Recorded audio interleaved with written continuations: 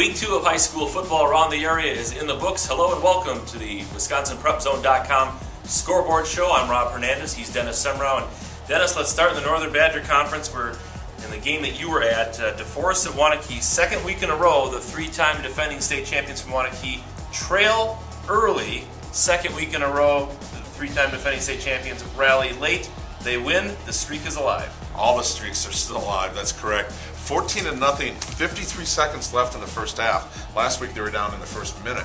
And this one, they had about a 60-yard drive, got a field goal, and they were getting the kickoff to start the second half. So that was very important. They had the momentum, scored right away, and scored on 3 of the first 4 possessions of the second half. DeForest, outstanding game in the first half. But once again, you get the Warriors down, but you got to finish. That's right. So number 38, that's the winning streak now for the Waunakee Warriors. It is in the books. Also in the Northern Badger Conference tonight, Portage outscored Sauk Prairie 42-35. Baraboo bounced to Reedsburg 31-7. Southern Badger Conference tonight, the game I was at, Monona Grove bounced back from its close loss last week to Waunakee with a 35-7 win over Madison Edgewood. MG led 14-7 at the half, but then had the ball for all but 1 minute 29 seconds of the third quarter and eventually tacked on 3 touchdowns to pull away. Elsewhere in the Southern Badger tonight, Fort Atkinson held off Monroe 28-14, and Stoughton stopped Oregon 41-21. Big 8 Conference tonight, Dennis, another big night for the city. Madison schools fare very well. They play each other, so you're going to come with a couple wins, but West moves to 2-0 with a 14-6 win over Madison La Follette. The Regents, Dennis, have doubled their victory output of last year when they went 1-8. And they reversed the score. Last year they lost in overtime, 14-6. This time they pulled out the win. Alex Brown again with a touchdown pass, and that's very big. That sets up the clipboard game next week. We're going to get to that here right now at Mansfield Stadium tonight. Madison Memorial did its part to get to that big clipboard game. They rolled to a 67-6 win over Madison East.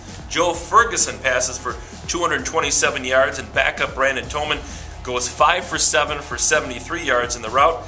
Spartans are now 2-0, just like Madison West, heading into the Burt Hobley clipboard game, easy for me to say, next week against West, which suddenly has huge implications in the conference. It is, and Memorial is putting up the points we thought they would. Ferguson had, I believe, 3 touchdown passes, 3 touchdown runs.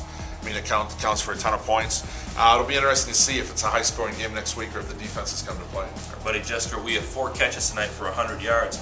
Also in the Big 8 Conference tonight, Middleton rallies past Janesville Parker 23-13. Verona rallies to beat Janesville Craig 28-14. Sun Prairie does not have to rally tonight. They pound Beloit Memorial 45-6. Around the area, Dennis, Capital Conference crossover games in Week 2. Marshall breaks open a 14-14 game with Lodi in a big way, scoring 30 unanswered points to win 44-14. We wanted to know that score tonight. You know why? Why is that? The PA announcer for Waunakee is Jason McConnell, the Marshall boys basketball coach. So, and through the wonder of Twitter, we had updates for him all night. And hopefully all those players are healthy and happy after that ball game. New Glarus Monticello comes up big with a second half performance for the second week in a row.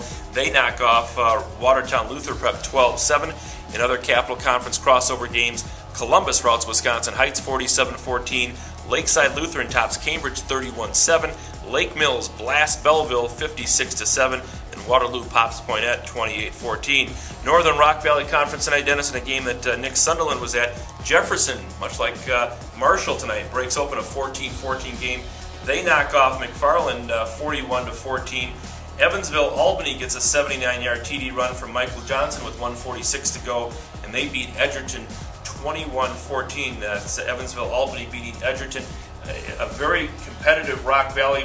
East Troy knocked off Whitewater tonight, so 3 teams now at 1-0, but Jefferson looking very good tonight against McFarland. That offense, again, we talked about that earlier, about them picking up where they left off last year, 41 points. Huge night. Southern Rock Valley Conference tonight. Mason Dixon, 176 yards and 4 touchdowns on just 8 carries. Walworth Bigfoot stomps Broadhead Judah 42-7. Elsewhere, Highland quarterback Blake Bodenstein leads a fourth quarter comeback for the second week in a row. This time, he runs for the last 2 of his 4 touchdowns on a 35-yard scramble in the fourth quarter. The Cardinals edge Blackhawk 27-21. 2 more non-conference games to get to. Carter Hoffman scores late as River Valley upends Nakusa 20-14. And Mount Horeb Barneveld continues to pile up the points in the fourth quarter. They scored 21 tonight to close out Milton 48-26. Dennis, next up for the Vikings, a date at home next week with DeForest. They win that one, and they can start thinking about that Week 8 matchup with Wanakee, possibly a showdown for the ages to decide the Northern Badger. Harb Barneveld is going to have a say in this conference race. Wanakee just had 2 tough games. They still have Harb, so we'll see what happens. All right, 2 weeks of football in the books. Those are some of the scores. You can check out all the scores tonight on wisconsinprepzone.com, and we'll be back next week to wrap things up from Week 3. For Dennis Semrau, I'm Rob Hernandez. Thanks for watching the Scoreboard Show on wisconsinprepzone.com.